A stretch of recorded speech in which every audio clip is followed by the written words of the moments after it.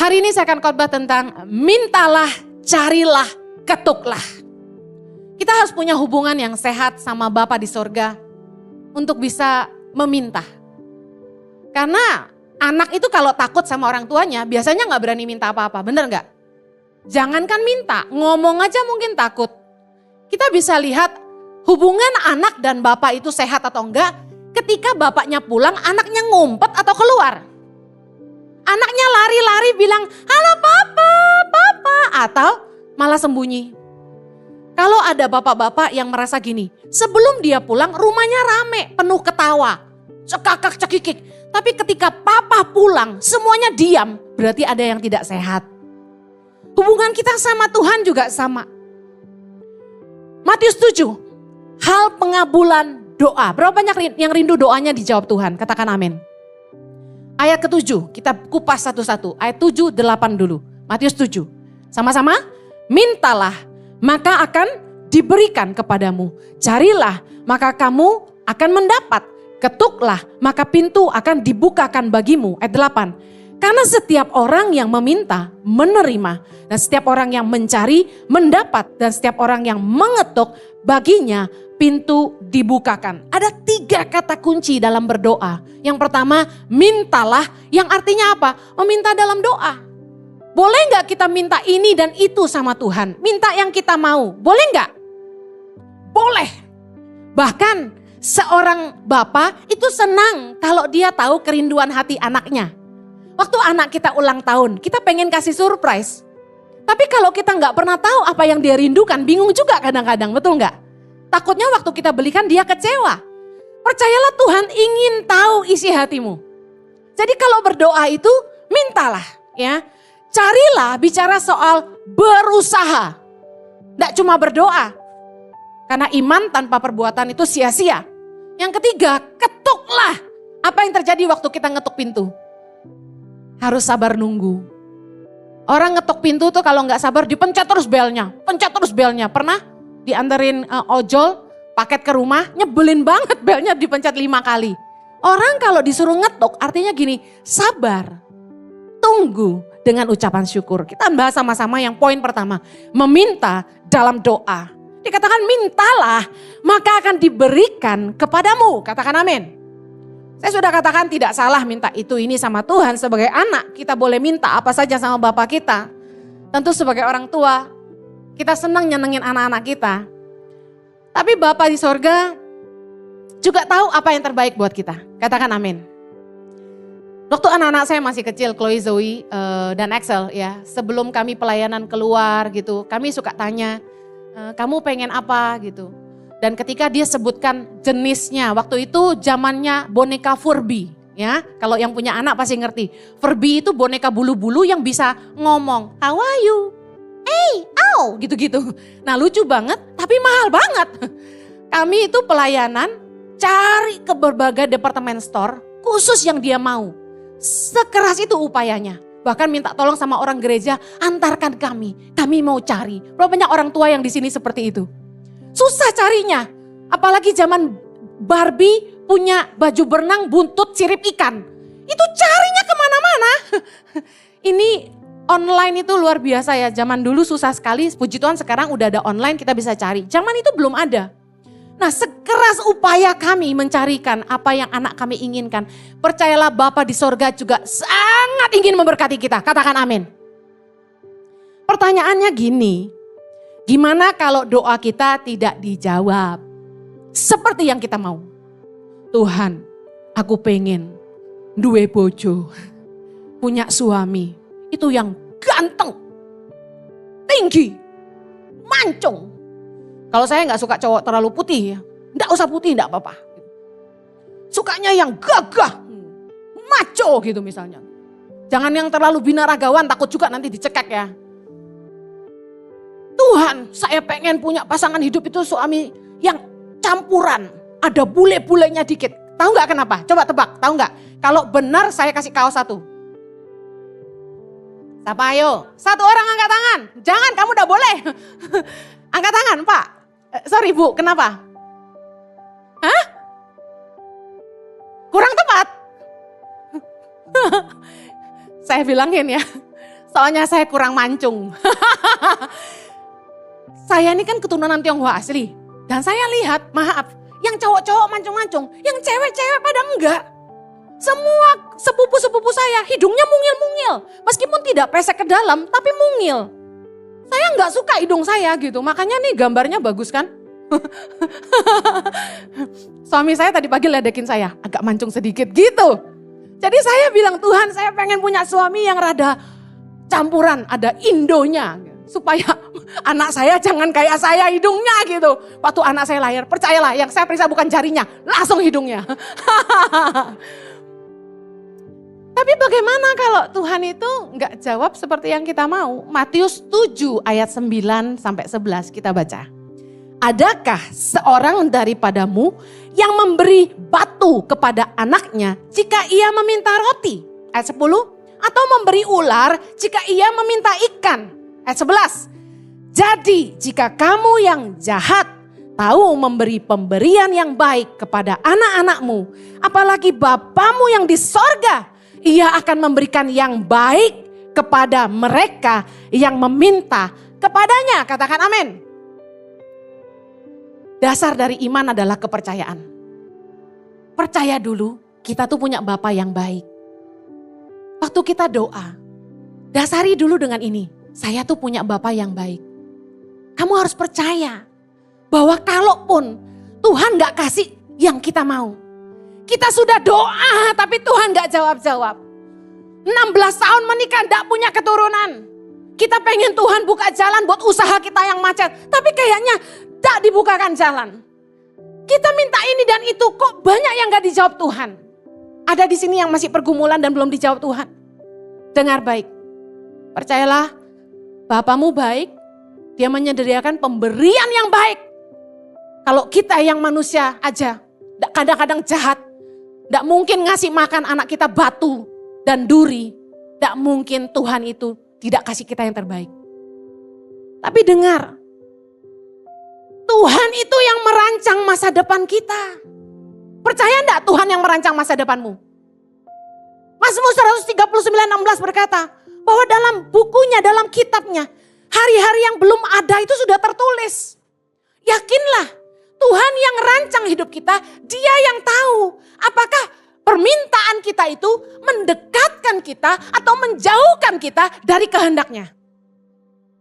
Seringkali kita minta yang tidak sesuai sama keinginan Tuhan. Kita ngotot. Bahkan bahayanya gini, sering yang kita minta itu mencelakakan kita. Saya cerita, dulu saya berdoa, Tuhan, aku pengen punya tangan pengharapan center yang besar. Ini jujur saya cerita. Saya pengen punya sekolah pelatihan otomotif di wilayah ini. Pelatihan jahit di sini. Pelatihan bengkel motor, benerin AC, listrik, plumbing, hospitality, cooking, semua saya udah rancang, saya gambar. Saya suka gambar, tapi padahal gak jago gambar. Ya, saya gambarnya kotak-kotak, mimpi itu saya tulis. Saya pengen bikin asrama besar, laki-laki sendiri, perempuan sendiri. Saya pengen punya dapur yang besar untuk mereka, ruang makan yang besar. Saya ingin bikin gereja di situ. Saya pengen punya gereja chapel di mana mereka juga bisa beribadah pagi dan malam di situ. Wah, mimpinya besar waktu itu. Tiba-tiba saya ditelepon orang, diajak ke Nias. Bu Eni, tolong bantu, ada panti asuhan di Nias kolaps. Dari 100-an anak tinggal 35. Stafnya saya lupa ada berapa. Mereka sekarang gak bisa makan, gak bisa jalan. Saya lari langsung cepat ke Nias untuk selamatkan anak-anak ini. Begitu saya datang, saya kaget. Lahannya 2 hektar apa 5 hektar, besar sekali. Itu dapurnya besar sekali. Ya, ada asrama laki-laki 1 gedung sendiri, asrama perempuan gedung sendiri. Ruang makannya besar, ada sekolahnya sendiri di depan. Keren banget. Ada ruang untuk belajar carpenter, membuat furniture. Ada ruang fitness, bayangin tuh. Terus kolaps. Waktu saya duduk dengan pengurusnya, dikatakan gini, Bu Heni, Kami tidak bisa kasih makan anak-anak lagi karena donasi berhenti. Ada kasus homoseksual dari owner dari panti asuhan ini. Disupport sama Jerman, nah yang si Jermannya homo juga. Anak-anak itu kenapa disuruh fitness? Karena dipakai. Gawat nggak? Saya marah sekali. Terus yang dibukakan Tuhan saat itu adalah gini.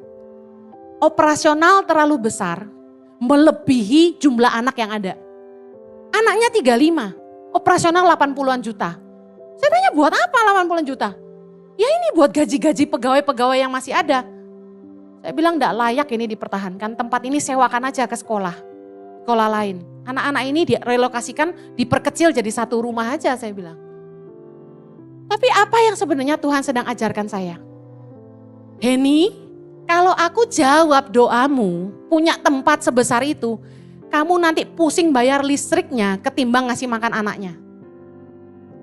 Pusing gaji pegawainya daripada nyekolahin anaknya. Bisa paham maksud saya? Kadang-kadang permintaan kita sama Tuhan itu melampaui kemampuan kita. Tapi manusia selalu mau yang lebih dan lebih. Kenapa? Akar masalah tuh kesombongan aja. Ego. Kan keren. No. Tapi sekali lagi balik lagi. Kunci iman adalah kepercayaan kita kepada Bapa. Kita punya Bapa yang baik. Kalaupun doa kita nggak dijawab seperti yang kita mau, percayalah Bapa kita Bapa yang baik. Yang pasti memberikan yang terbaik buat anak-anaknya. Harus berani berkata gini setiap kali doa minta apapun. Father, not my will, but let your will be done. Bapa, bukan kehendakku, tapi kehendakmu. Ingat ini, ingat doa siapa? Yesus. Lukas 22 ayat 42. Yesus berkata, ya Bapakku, jikalau engkau mau, ambillah cawan ini daripadaku. Tetapi bukanlah kehendakku, melainkan kehendakmu yang terjadi. Yesus punya keinginan sendiri. Sebagai manusia, dia 100% manusia, 100% anak Allah. Saya mau kasih tahu, takut. Masa enggak takut? Sampai keringat darah dikatakan. Yesus itu takut menghadapi salib. Siapa yang enggak takut? Betul enggak? Tapi kehendak Yesus waktu itu kalau boleh enggak Tuhan enggak pakai gini-ginian, enggak pakai dicambuk, enggak pakai dipaku, enggak pakai dicucuk. Tuhan, enggak mau dioperasi boleh enggak? Enggak mau deh Tuhan dibelek-belek. Tuhan enggak mau ditusuk-tusuk. Maunya gini Tuhan. Kadang-kadang kita kecewa waktu kita harus sakit. Kita harus tidur di ranjang operasi ketika orang tua kita harus dioperasi. Kita merasa Tuhan kok enggak jawab doa kita. Saya sebagai anak doain mami saya waktu itu. Mami saya matanya retinanya lepas. Saya tumpang tangan di mata mami saya. Saya bilang Tuhan minta karuniamu, kemurahanmu mami jangan dioperasi Tuhan. Mami saya takut setengah mati, saya lebih takut. Saya tumpang tangan matanya. Tapi mami tetap harus dioperasi. Sedih, tapi saya belajar ngerti. Yesus itu berserah total sama kehendak Bapa. Dia percaya kehendak Bapa yang terbaik. Sekalipun salib yang harus kita pikul, kita harus percaya kehendaknya sempurna bagi kita. Katakan amin. Yang kedua, dalam berdoa itu kita harus belajar berserah. Ketika kita berserah harus ada usaha. Matius 7 ayat 7 bilang carilah maka kamu akan mendapat. Carilah berarti harus ada upaya. Kalau kita sungguh-sungguh beriman, kita sudah berdoa, kita harus mulai melangkah. Karena tindakan kita akan lahir dari kepercayaan kita. Contoh, saya itu kalau masuk angin, saya selalu minta dikerok. Kata orang-orang punggungnya jelek loh, bodo amat, gak pernah niat pakai baju backless anyway. Dari kecil saya kerokan, kalau gak dikerok masuk anginnya gak hilang. Kata dokter itu gak menolong, cuma melukai kulit. But who cares? I believe in it. Kalau kita percaya akan lahir dalam tindakan kita. Ratu kerokan angkat tangan. Saya kalau gak dikerok gak sembuh. So I don't care. Saya percaya sampai saya selalu dikerok. Jangan lihat punggung saya, pori-porinya gede semua. Tindakan kita adalah bukti iman kita. Kalau kita percaya Tuhan pasti tolong, ya kita terus berusaha. Kita harus berani melangkah. Apa sih langkah iman itu? Berpikir keras, bekerja keras, dan mengupayakan dengan sungguh-sungguh. Bu Heni, saya sudah berusaha, yakin. Udah maksimal. Coba lagi dong. Coba terus dong. Jangan menyerah. Banyak orang cuma berpikir doa bisa menyelesaikan semuanya. Padahal upaya kita menentukan. Contoh, kita sudah doa minta keturunan sama Tuhan. Tapi waktu saya konseling saya tanya, gimana? Hubungan suami istri sering gak? Jarang bu, tinggalnya misah. Lah gimana? Suaminya kerja di laut, dia di darat gitu. Saya bilang ikut dong sama suamimu. Mau punya keturunan, gak bisa cuma didoakan, itu Maria doang. Kamu gak bisa. Sudah doa, minta Tuhan sediakan. Kalau sampai suamimu gak ada kamu hamil malah bahaya ya kan. Sudah doa, minta Tuhan sediakan yang aku butuhkan. Tuhan aku kere bokek, minus utang, butuh duit. Tapi gak cari-cari kerja. Milih-milih kerjaan. Sorry ya, segua gini gak pantas kerja yang di front line desk gitu. Yang bersih-bersih gitu. Segue gini, apa tuh? Doa kok sombong. Berusaha dari bawah, amen. Kirim CV, udah berapa? 500. Belajar cara interview orang tuh jawabnya gimana yang baik, CV yang bagus kayak gimana. Ditanya, ngerti sosial media? Belum. Lah, ini zaman opo? Masa gak ngerti sosial media? Siapa yang mau kasih kerja? Bisa komputer? Gak perlu. Saya hafal luar kepala. Bisa ketik-ketik di WA? Gak bisa. Belajar. Lah sudah tua, gak apa-apa. Mau belajar komputer gratis, datang ke kantor Tangan Pengharapan. Simponi Mas 5, blok B1 B8 nomor 12. Amin. Diajar komputer gratis. Sekarang zaman ini orang masih ngomong bahasa Inggris. Meskipun cuma sedikit, harus bisa. Bu, little I cannot. You have to know more. Ayo belajar bahasa Inggris gratis di sekolah Tangan Pengharapan. Saya mau kasih alamat lebih nanti kepanjangan. Dan saya mau kasih saran gini, buat yang nganggur, jangan angkat tangan. Saya kasih saran. Daripada nganggur, buang waktu, firman Tuhan bilang, orang yang gak kerja jangan makan. Daripada kamu lapar, ayo bikin sesuatu. Contoh, lihat temenmu sibuk. Datanglah secara sukarela, bekerjalah sebagai relawan. Aku bisa bantu apa? Lihat kakakmu, lihat adikmu sibuk, orang tuamu sibuk. Ayo aku bantu, aku gak gaji loh, gak apa-apa. Asal bisa makan boleh gak? Orang kerja boleh makan toh? Ya, datang. Ayo bro, aku bantuin. Kerja rajin-rajin. Jangan terlambat. Datang jam 11, pulang jam 2. Gak bagus itu. Datang tepat waktu, pulang sore. Tiap hari begitu. Makan gratis kan lumayan.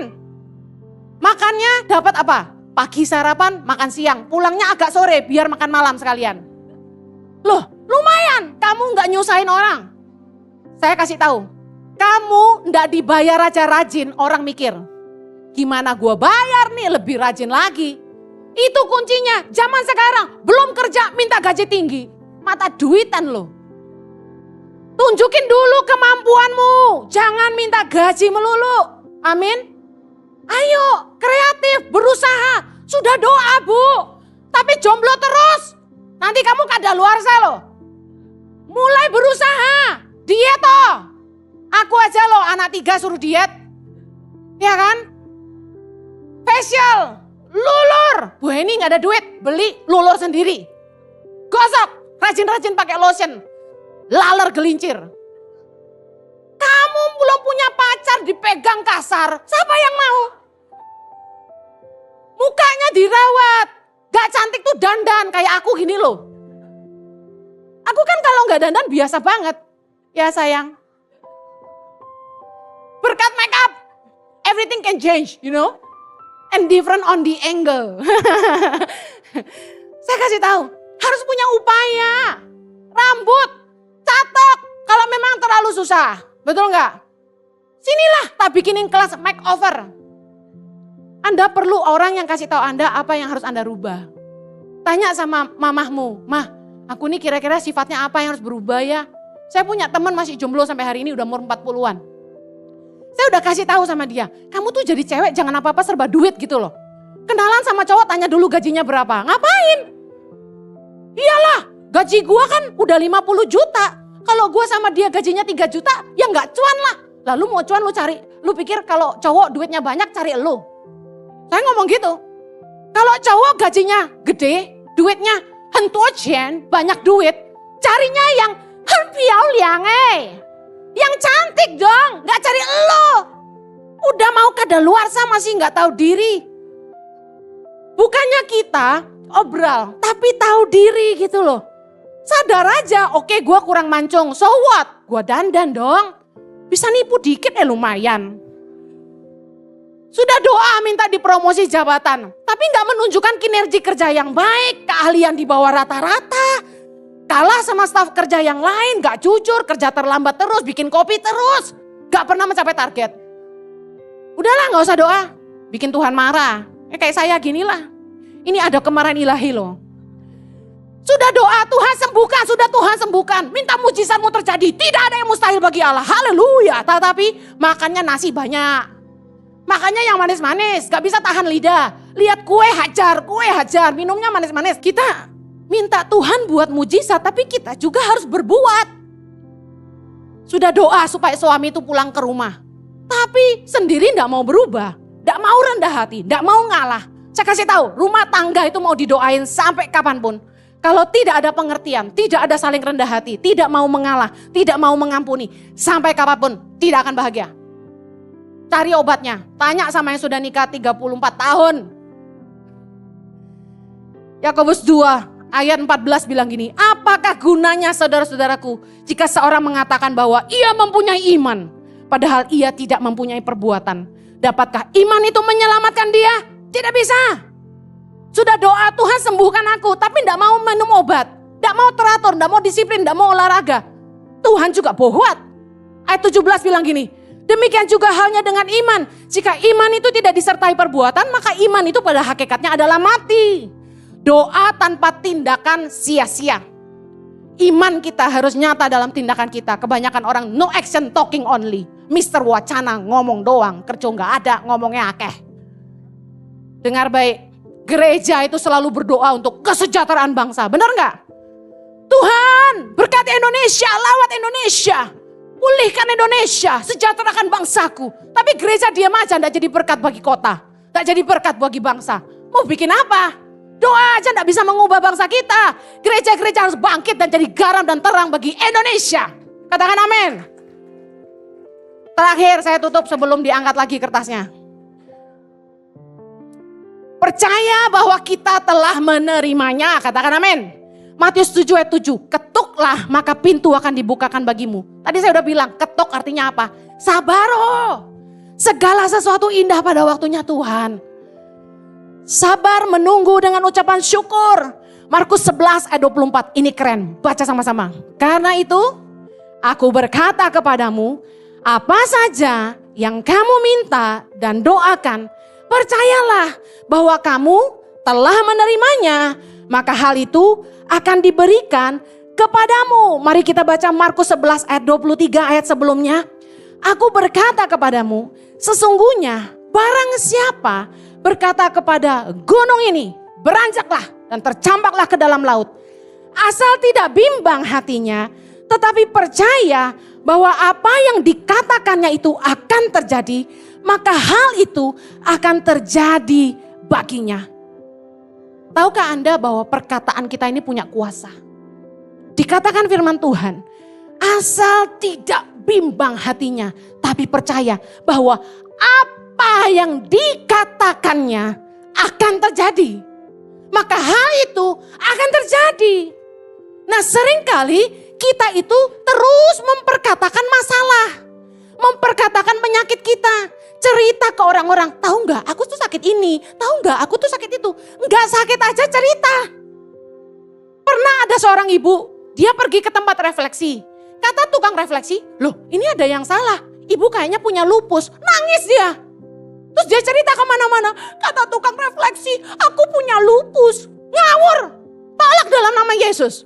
Kalau ada orang sembarangan berkata-kata yang negatif kepada Anda, tolak dalam nama Yesus. Jangan malah diimani, masuk ke alam bawah sadar, diomongin terus. Aku, suamiku, berhenti menjelek-jelekan suamimu. Berhenti menjelek-jelekan istrimu. Berhenti ngomongin masalahmu. Berhenti bilang aku bokeh, aku kere, aku jobless. Berhenti ngomong gitu. Firman Tuhan katakan gini. Apa saja yang kamu minta dan doakan, percayalah bahwa kamu telah menerimanya. Maka hal itu akan diberikan kepadamu. Artinya gimana? Gimana nih? Katakan terima kasih Tuhan. Meskipun kita belum terima, kata firman Tuhan, seolah-olah kita sudah menerimanya. Artinya kita bilang gini, terima kasih Tuhan, doaku sudah dijawab, penyakitku sudah sembuh, keluargaku sudah dipulihkan, keluargaku sudah diselamatkan. Terima kasih anak-anakku kenal Tuhan. Terima kasih Tuhan, penyakitku sudah disembuhkan Tuhan. Terima kasih suamiku sudah pulang. Terima kasih istriku sudah setia. Tuhan terima kasih istriku makin lemah lembut. Terima kasih Tuhan, istriku makin awet muda, gak suka marah-marah, kata suami saya. Ya, haleluya. Yesus ngajarin kita, berkatalah kepada gunung itu. Apa gunung masalahmu hari ini? Bukan memperkatakan masalahmu terus, tapi berkatalah kepada gunung-gunung persoalanmu, beranjaklah. Katakan amin. Kalau rumah tangga itu bermasalah, jangan malah jelekkan pasanganmu kemana-mana. Jangan malah telepon pacar lama. Jangan membuka celah untuk masalah yang lebih besar ke depannya. Tapi ayo mulai ngucap syukur. Dan tahu gak kunci doa dijawab tuh kita harus belajar ngampuni orang lain. Yesus berkata gini. Markus 11 ayat 25. Dan jika kamu berdiri untuk berdoa, ampunilah dahulu sekiranya ada barang sesuatu dalam hatimu terhadap seseorang. Supaya juga Bapamu yang di sorga mengampuni kesalahan-kesalahanmu. Makanya doa Bapa kami juga ada kata-kata itu ya. Ampunilah kesalahan kami, seperti kami juga mengampuni yang bersalah pada orang. Yesus yang ngajarin. Kunci doa kita dijawab. Jangan benci sama orang. Jangan kepahitan. Ngampuni pasanganmu. Tuhan terlalu sakit. Bapa tahu. Tapi itu kan salib yang kita harus pikul. Sabar. Dengar baik, kalau Anda sakit, percaya oleh bilur-bilurnya Anda sudah sembuh. Firman Tuhan itu mencatat tentang kuasa kesepakatan. Ketika suami istri berdoa, itu besar sekali kuasanya. Orang tua dengan anak berdoa, besar sekali kuasanya.